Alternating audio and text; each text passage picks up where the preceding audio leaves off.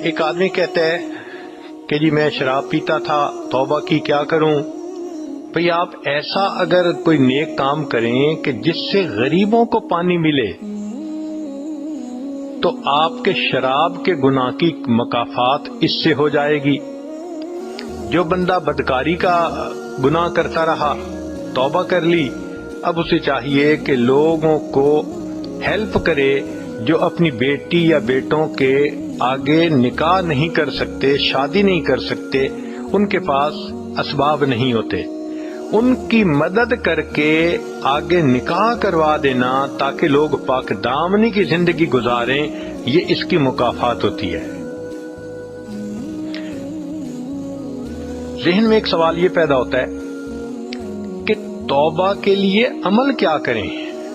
سیدنا صدیق اکبر نبی علیہ الصلوۃ والسلام سے ایک حدیث روایت کی ہے، فرماتے ہیں ما من رجل یذنب ذنبا ثم یقوم فیتطہر ثم یصلی رکعتین ثم یستغفر اللہ غفر اللہ لہ۔ اگر کوئی بندہ گناہ کر بیٹھے، اس کو چاہیے کہ وضو کرے، پھر 2 رکعت صلاۃ الحاجت پڑھے اور پھر استغفار کرے، اللہ تعالیٰ اس کے گناہوں کو معاف فرما دیتے ہیں۔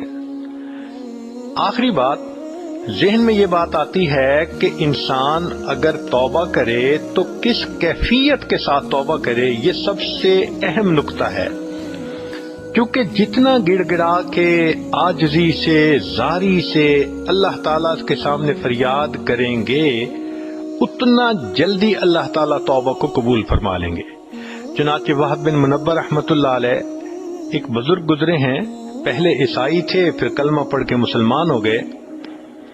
تو ان کا یہ واقعہ ہے، انہوں نے بتلایا کہ بنی اسرائیل میں ایک نوجوان تھا جو بہت بدکاری کرتا تھا، بستی والے تنگ آ گئے تھے، حتیٰ کہ انہوں نے سوچا کہ اب اگر اس نے بدکاری کی تو ہم اس کو پہلے تو ٹھکائی کریں گے، مار پیٹ کریں گے، پھر اس کو دھکے دے کر شہر سے نکال دیں گے، یہ یہاں رہنے کے قابل نہیں۔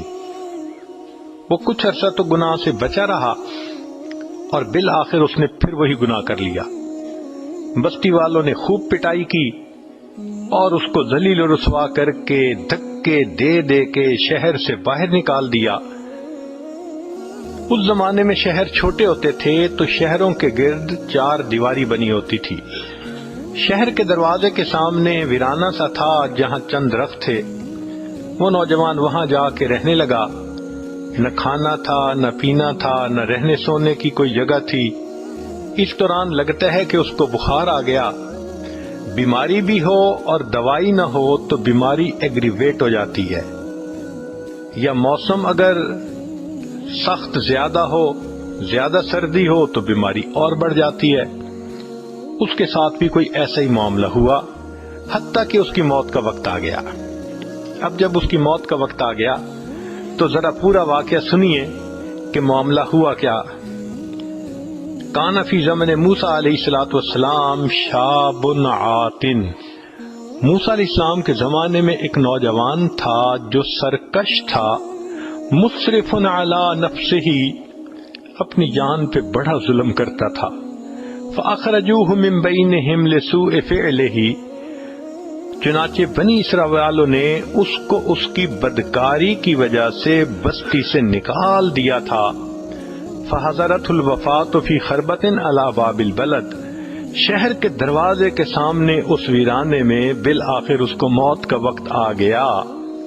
فاوحى اللہ تعالی الی موسیٰ علیہ السلام، اللہ تعالی نے موسیٰ علیہ السلام کی طرف وحی نازل فرمائی اور کہا کہ اے میرے پیارے پیغمبر علیہ السلام، ان ولی من اولیائی حضرہ الموت، میرے اولیاء میں سے ایک ولی کو موت آ گئی ہے، فاحذرہ، آپ جائیے، وغسلہ، اس کو غسل دیجئے، وصلی علیہ، اور اس کا نماز جنازہ پڑھیے۔ اللہ اکبر، اتنا بدکار قسم کا نوجوان، اور اللہ اس کے بارے میں وہی نازل فرماتے ہیں موسیٰ علیہ السلام کو کہ میرے اولیاء میں سے ایک ولی کی موت آ گئی ہے۔ اللہ تیری رحمت پہ قربان جائیں، آپ کی رحمت کی ایک نظر پڑتی ہے، بندے کے گناہ نیکیوں میں تبدیل ہو جاتے ہیں. آپ فاسق فاجر کو چاہیں تو ایک لمحے میں اپنا ولی بنا سکتے ہیں. اللہ رب العزت نے موسیٰ علیہ السلام کی طرف یہ نازل فرمائی کہ فاحذرہ، اب آپ اس کے پاس جائیے، وغسلہ، اور اس کو غسل دیجئے، وصلی علیہ، اور اس کا نماز جنازہ پڑھیے، وقل لمن کثر عصیانہ، اور اعلان کر دیجئے بنی اسرائیل میں کہ جس شخص کے گناہ بہت زیادہ ہوں، یحضر جنازتہ، وہ آ کر اس شخص کا نماز جنازہ پڑھ لے، لأغفر لہم، میں جنازہ پڑھنے والوں کے بھی گناہ کو معاف کر دوں گا. اللہ اکبر کبیرہ. جب موسیٰ علیہ السلام پر یہ وحی اتری تو فنادا موسیٰ علیہ السلام فی بنی اسرائیل، موسیٰ علیہ السلام نے بنی اسرائیل میں اعلان کروا دیا، لوگو اللہ کے اولیاء میں سے ایک ولی کی وفات ہوئی، جو جنازہ پڑے گا زندگی کے سارے گناہ معاف ہوں گے. فکثر الناس، چنانچہ بنی اسرائیل کے لوگ بہت کثرت کے ساتھ وہاں آ گئے. فلما حضروہ، جب وہ وہاں آئے، عرفوہ، انہوں نے اس نوجوان کو پہچانا. فقالو، کہنے لگے، یا نبی اللہ، اے اللہ کے نبی علیہ الصلوۃ والسلام، ھذا ھو الفاسق، یہ تو وہی فاسق و فاجر شخص ہے، الذی اخرجناہ، جس کو ہم نے بستی سے نکال دیا تھا ذلیل و رسوا کر کے. فتعجب موسیٰ من ذلک، موسیٰ علیہ السلام اس بات پہ بڑا تعجب کرنے لگے کہ بات تو لوگوں کی بھی ٹھیک ہے. جب انہوں نے یہ کہا، فأوحى اللہ الی، اللہ نے موسیٰ علیہ السلام کی طرف وحی نازل فرمائی، صدقوا وہم شہدائی، الا انہ لما حضرتہ الوفات فی ہذہ الخربۃ نظر یمنۃ و یسرۃ. یہ لوگ موسیٰ علیہ السلام ٹھیک بات کر رہے ہیں، بندہ تو یہ وہی ہے، مگر معاملہ یہ ہوا کہ اس بدکار نوجوان کو جب اس ویرانے میں موت کا وقت آ گیا، نظر یمنۃ و یسرۃ، اس نے اپنے دائیں طرف دیکھا، اپنے بائیں طرف دیکھا، فلم یرا حمیما ولا قریبا، کوئی دوست اس کا پاس نہیں تھا، کوئی رشتہ دار اس کا پاس نہیں تھا، یہ تنے تنہا تھا. اس وقت اس نے مجھے پکارا، اللہ کوئی میرا یار ہوتا جو یاری کرتا، دلدار ہوتا دلداری کرتا، اللہ میری ماں میرے پاس ہوتی، میرے سر پہ شفقت کا ہاتھ رکھتی، میری بیوی میرے پاس ہوتی، وہ اللہ مجھے تسلیاں دیتی. میرا تو دنیا میں کوئی بھی میرے پاس نہیں، اللہ میں اکیلا ہوں. اللہ فرماتے ہیں، ورعا نفسہ وحیدتن غریبتن، اور اس نے اپنے آپ کو دیکھا دھتکارا ہوا ہے، اکیلا ہے، ذلیلتن، ذلت کے حال میں ہے، منکسرتن، اور اس کا دل ٹوٹا ہوا تھا. اور سچی بات تو یہ ہے، جس کا دل ٹوٹتا ہے پروردگار اس کو رحمت کی نظر سے دیکھتے ہیں.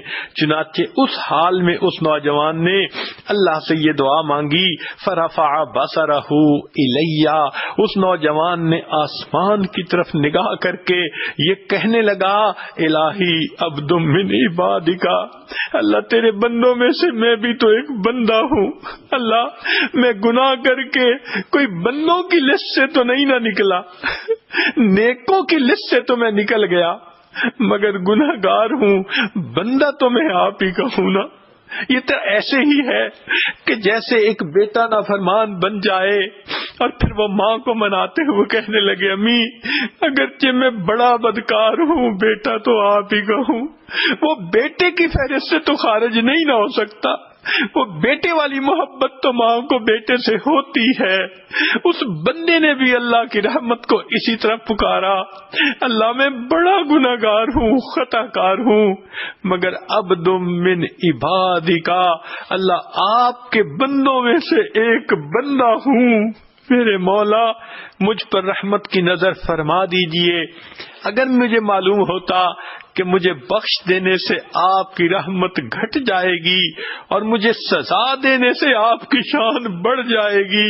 اللہ میں کبھی آپ سے مغفرت کا سوال نہ کرتا، اس لیے کہ ہمارے گناہوں سے آپ کی شان نہیں گھٹتی، ہمارے گناہوں سے آپ کی شان نہیں گھٹتی، اور ہمارے نیک بن جانے سے آپ کی شان نہیں بڑھتی۔